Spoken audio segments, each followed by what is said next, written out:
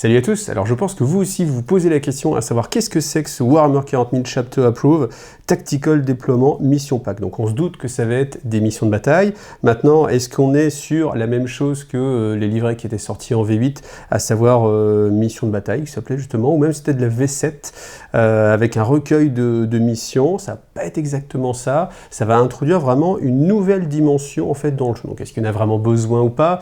Ça, je pense que personnellement, ça va dépendre de chacun. Moi j'ai déjà mon avis, je vais vous le donner à la fin de la vidéo. Le prix, il est de 32,50 €, donc c'est pareil, c'est un petit bouquin, c'est pas aussi grand que les codex, c'est la même chose que le Chapter Approve qui est déjà sorti avec ce petit système là. Donc on regarde ça en détail et je vous laisse après vous faire votre propre idée.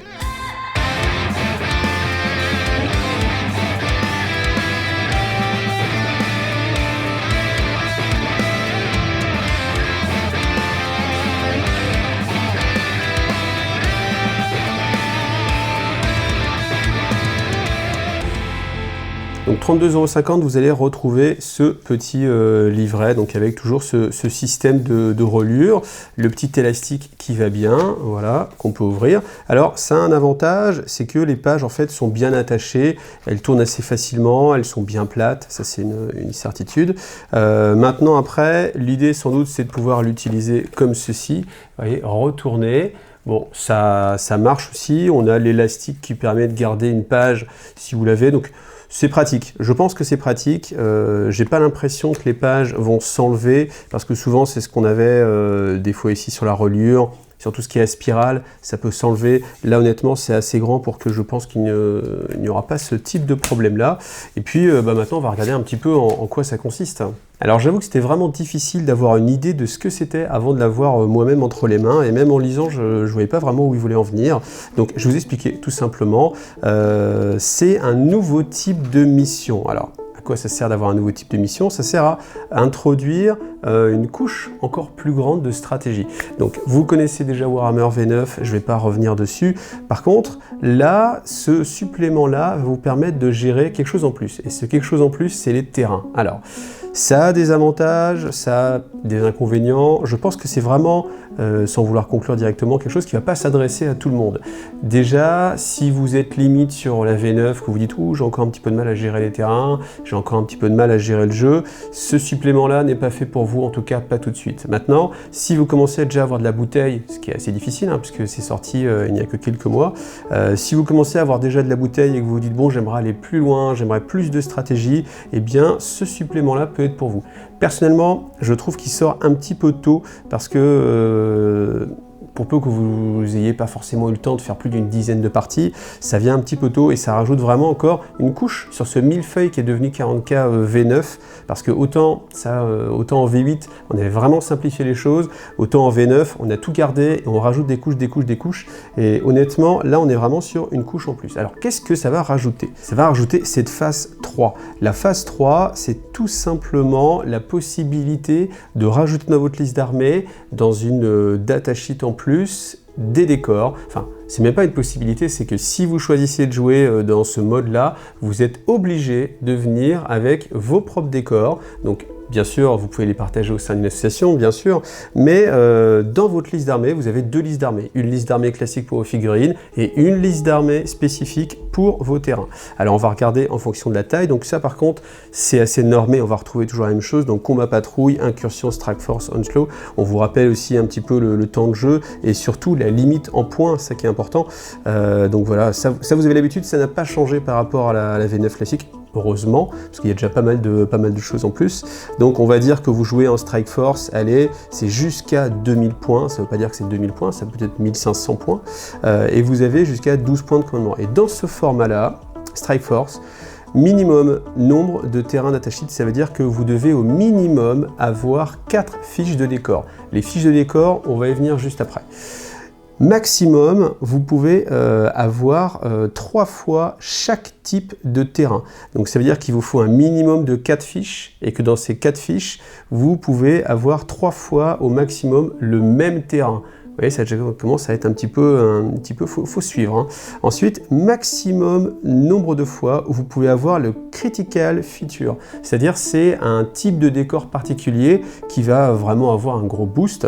Donc là, vous pouvez avoir qu'un seul décor qui a cette référence-là. Vous voyez, je vous préviens, c'est... Ouais, enfin déjà, il y a 1, 2, 3, 4, 5 éléments à prendre en compte en plus. Minimum turn point, 150 points. Donc c'est des points qui vont être en dehors de votre liste d'armée, c'est-à-dire que si vous dites avec votre ami, on joue à 1500 points, vous avez 1500 points et en plus, vous avez 150 points qui vont être constitués uniquement des terrains. Et maximum turn point, 200. Ça veut dire que vous allez avoir une liste qui va être entre 150 et 200 points de décor et que ces décors, il y en aura minimum 4 différents, enfin 4 fiches, donc 4 éléments de décor. Dans ces éléments de décor, il y en a 3 maximum qui peuvent être identiques et un seul qui sera de type critical. Voilà.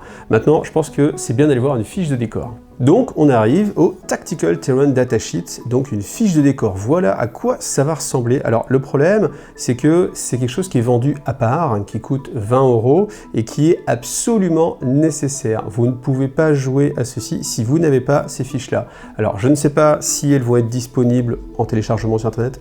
Je ne pense pas, étant donné qu'ils sortent des cartes. Malheureusement, honnêtement, il aurait fallu que ce soit vendu ensemble parce qu'on ne peut vraiment pas utiliser ce supplément si on n'a pas les fiches en plus.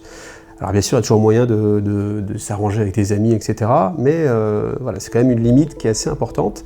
Après, dans toute la série de décors qui va sortir justement en même temps que ce supplément, on va avoir maintenant, a priori, une fiche de terrain qui sera directement en fait avec. Ce qui est un petit peu dommage, c'est que dans le paquet qu'ils ont sorti, juste en même temps que les 3 boîtes de la V9, il n'y a pas ces fiches-là. Alors qu'il y a les nouveaux terrains. C'est un petit peu vraiment dommage, à quelques semaines près, c'est un peu dommage. Alors, qu'est-ce qu'on vous allez trouver? Le nom, Storage Fan, ça c'est le nom du bâtiment, 40 points, très bien, on vous décrit ce que c'est.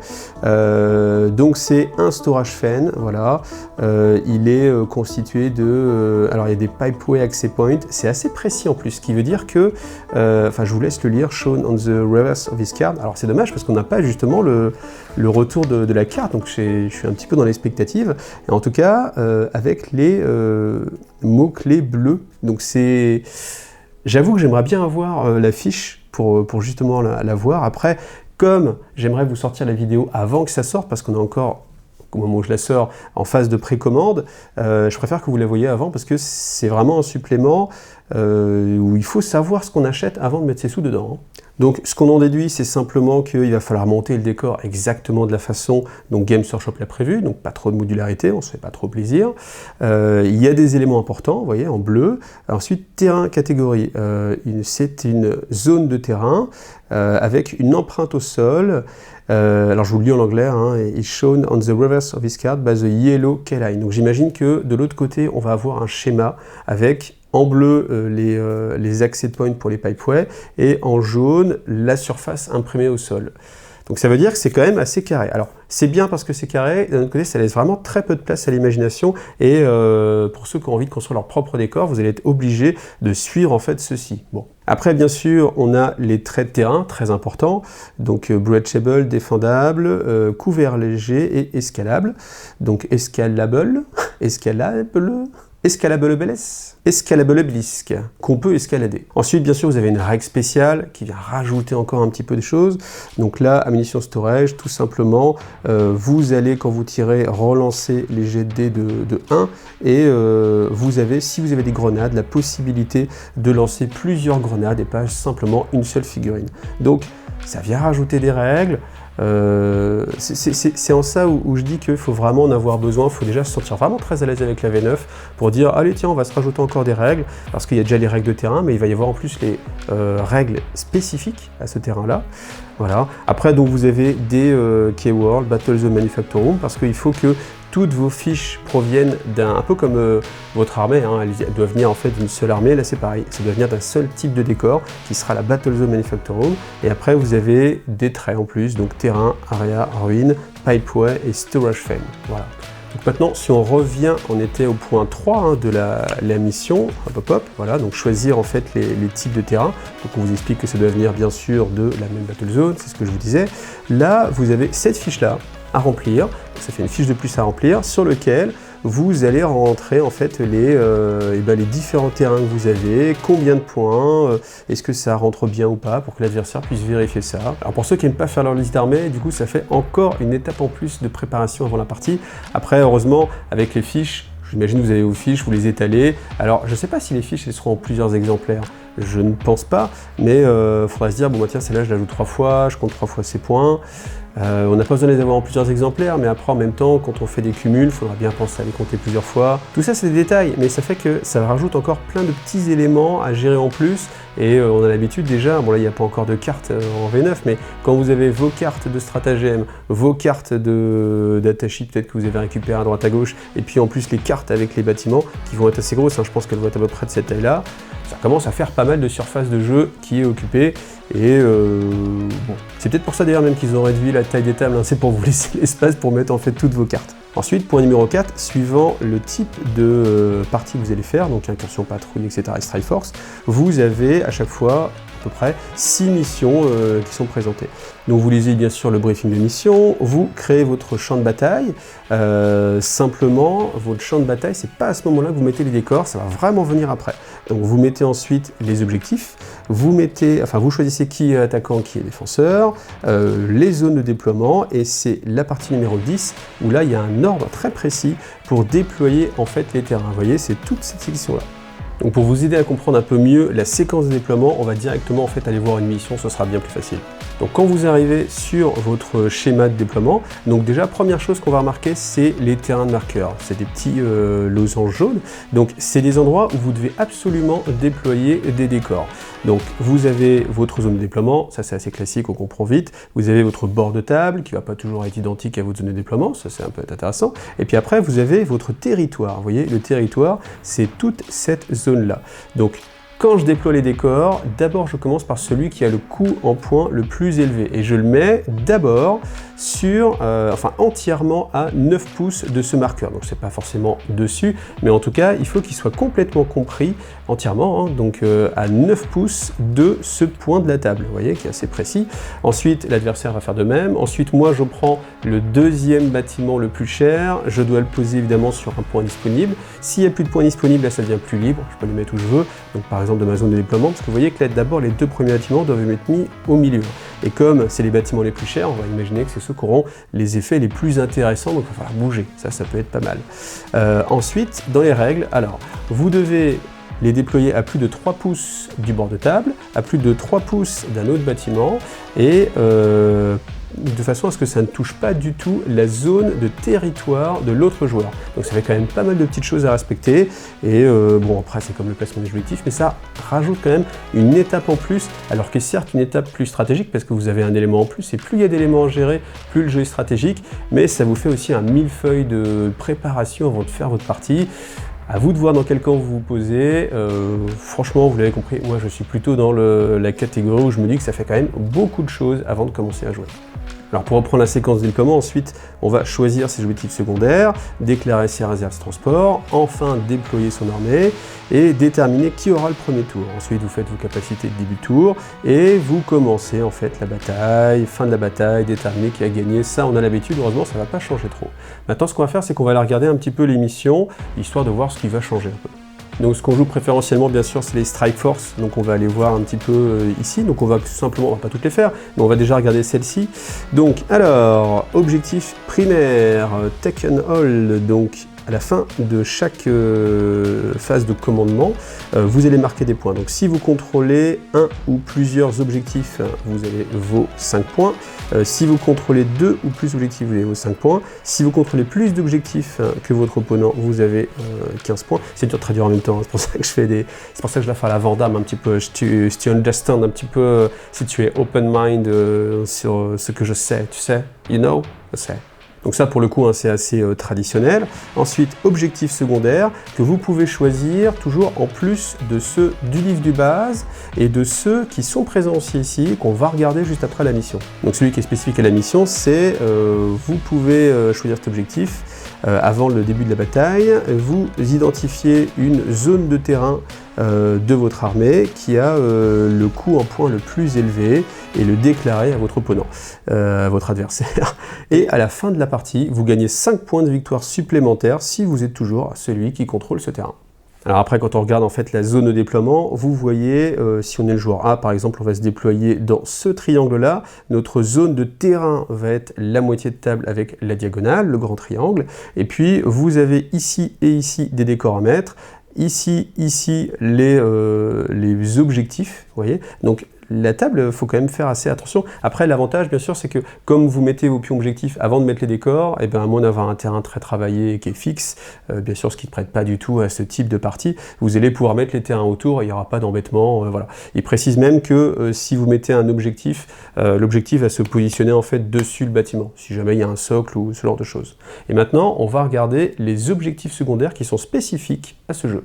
Donc voilà, vous avez toute une série d'objectifs secondaires qui sont eh bien spécifiques en fait, que vous trouverez que ici, donc qui peuvent être faits que quand vous jouez ce type de mission. Après, on a toujours les mêmes, tous les jours la même chose, vous ne pouvez pas gagner plus de 15 points, etc. Donc je suis désolé de ne pas l'avoir en français, j'aurais aimé vous le montrer en français. Bon ben voilà, comme ça vous fait travailler vous aussi un petit peu votre anglais. Et puis dès que de toute façon, dès que ça va sortir, vous aurez sans doute des visuels en français.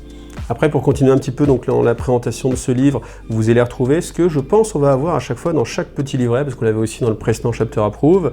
Donc voilà, comment remplir votre fiche d'armée avec votre fiche de bataille, savoir quand est-ce que vous allez marquer des points, les objectifs secondaires, qu'est-ce que c'est Battle Ready pour avoir des points supplémentaires sur la peinture, donc bien sûr les différents types de missions, combat patrol, on a vu, les incursions, la Strike Force, vous avez 6 missions, après le Onslaught,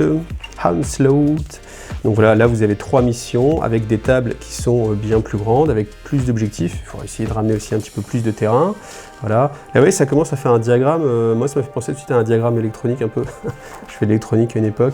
Ça commence à bon voilà, ça se fait, mais il faut bien mesurer. Et en fait, on va terminer, et ça je pense que c'est quand même une très bonne idée, par le livre de règles. C'est-à-dire que vous avez exactement ce que vous trouvez dans le Chapter Approve, et puis les règles de 40 000. Ce qui fait que dans ce petit livret, simplement, vous n'avez pas besoin de prendre votre livre de base, et puis ça ne fait pas non plus votre livre Chapter Approve pour avoir les règles en petit format, et puis après ce livre-là pour avoir eh bien justement les règles spéciales de ce type de mission. Donc ça c'est quand même plutôt bien pensé. On va voir dans l'autre vidéo, je ne sais pas si vous l'avez vu dans quel ordre, mais sur le deuxième supplément on va aussi retrouver la même structure. Donc ça c'est plutôt une bonne chose.